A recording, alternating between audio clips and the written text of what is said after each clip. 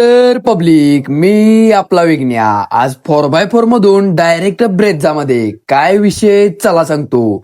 त्यासाठी व्हिडिओ शेवटपर्यंत नक्की बघा. तर भावांनो, आज आमच्या गावात होतं मुख्यमंत्री समृद्ध पंचायत राज अभियान आणि त्यासाठी आज महाराष्ट्र शासनाची कमिटी आमच्या गावात आलेली आणि मग तिथला संपूर्ण कार्यक्रमाचा व्हिडिओ आटपून आम्ही गेलो कराडला, कारण आमच्या अमोलदादांच्या मित्राचं तिथं लग्न होतं. मग काय हो, सुनील दादांनी काढली की ब्रेझा आणि गेलो किंवा आम्ही कराडच्या दिशेने. मग जाता आता गाडीत सीएनजी भरायचा होता आणि सीएनजी भरायला तरी पंपा एवढी गर्दी होती का नाही, काय नादच करायचं नाही हो. शेवटच काय विचारूच नका हो, पब्लिक गर्दी ढीक. आणि त्या गर्दीतून अर्धा तास थांबल्यानंतर आमचा नंबर आला. नंबर आल्यानंतर पहिला सीएनजी भरून घेतला आणि आम्ही गेलो कराडच्या दिशेने. मग आम्ही फायनली पोहोचलो लग्नाला आणि लग्नाला गेल्यानंतर इव्हेंट तर एवढा तिथं भारी होता का नाही, काय नाही शेवटच हो, नादच करायचा नाही. आणि गर्दी तर शेवटच होती, कारण सगळं सिक्युरिटी अंडर होतं. आणि भावांनो, आम्हाला तर लग्नाचा इव्हेंट एवढा भारी वाटला का झक्कासच हो, एकदा तुम्ही बघूनच घ्या. आणि आयपीएल मॅच वरून यांची तर इथं फायटिंगच चाललेली यार शेवट. आणि कराडला जाता आता आपल्याला आणखीन एक काम लागलेलं, ते म्हणजे आपल्या दीदीला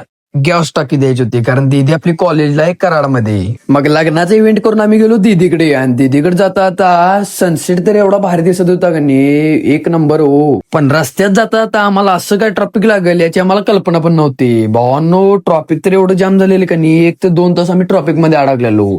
आणि फायनली 1-2 तासानंतर आम्ही पोहोचलो दीदीच्या घरी. आणि गेल्यानंतर पहिला आम्ही कोल्ड झालो, कारण की एवढं गरम होत होतं का नाही शेवटच हो. तुम्हाला तर माहितीच आहे, 45 डिग्री सेल्सिअस तापमान होतं. आणि मग दिदीच्या इथं थोडा वेळ रेस्ट केल्यानंतर आम्ही घरी परत यायला निघालो. मग येता येता रंकाळ्यावरती आईस्क्रीम खाल्ला आणि आम्ही घरी आलो. तर भावांनो, आजचा व्हिडिओ तुम्हाला कसा वाटला कमेंट करून नक्कीच सांगा आणि अशाच आणखीन व्हिडिओसाठी आपल्या भावाला फॉलो करून घ्या.